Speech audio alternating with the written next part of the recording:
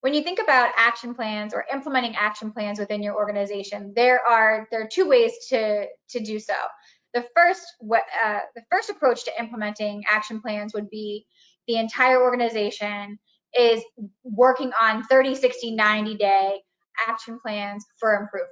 So it's an entire organization-wide approach to action plan performance improvement. So maybe you've just gone through an assessment for benchmarking and you have an understanding of where each and every department is performing against their percentiles. So now we have targets in place that we need to achieve by a certain date.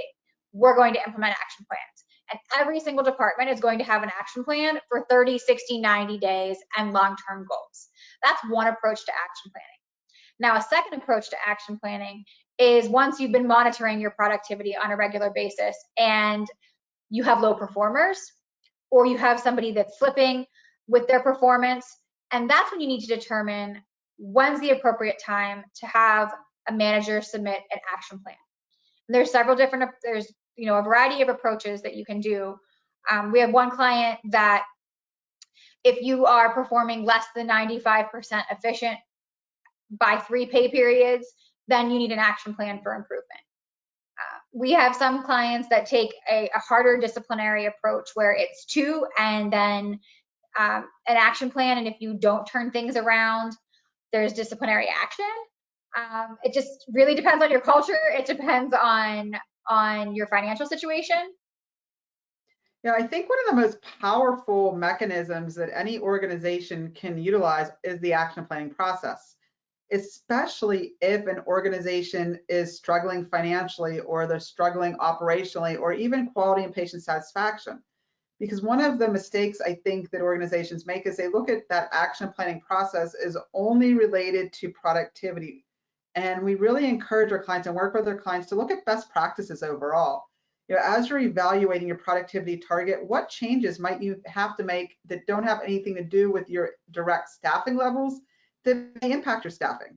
Is there technology that you could implement that could actually accelerate the work that your individual staff is doing? Are there steps that you can change that could actually accelerate and change the processes that your staff is deploying? So it's looking a little bit beyond just that actual very narrow view of productivity and very narrow view of staffing, and really looking at the workflow and the processes overall. And the biggest mechanism is to have every single department focus on making 1 or 2 changes per month. And if each department within a hospital, within a healthcare organization make 1 or 2 changes per month, at the end of the process of action planning, it's amazing the difference the organization has made. Yeah, absolutely. One thing that I love to see with an action planning process is when departments that have typically been siloed and haven't worked together actually put each other on their action plans as barriers. And then through the process, they can come together and they can take those barriers down and they can improve because they've decided to step outside of their silos and work together, and you have the right people at the table for the conversation.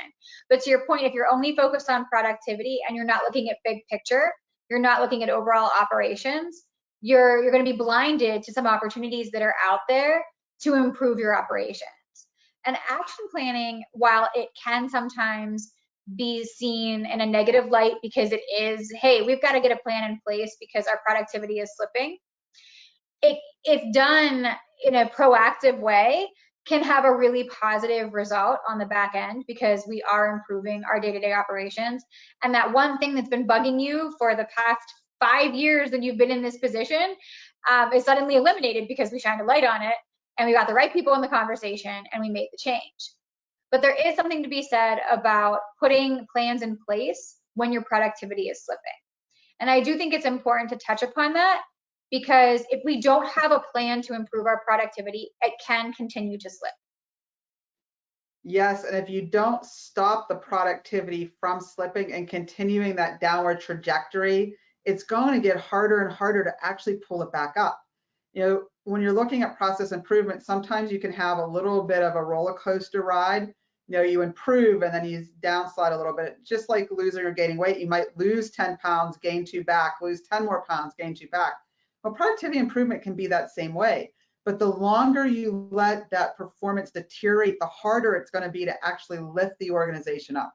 So it's why that continuous process improvement cycle is so important. Action planning plays, so great into that actual cycle and getting everyone to work together towards a common goal. Like you said, Randy, to eliminate the barriers, to have silos broken down, to actually work together on putting in place best practices across the organization that unite the financial, operational, patient satisfaction, and quality outcomes of the hospital or healthcare organization.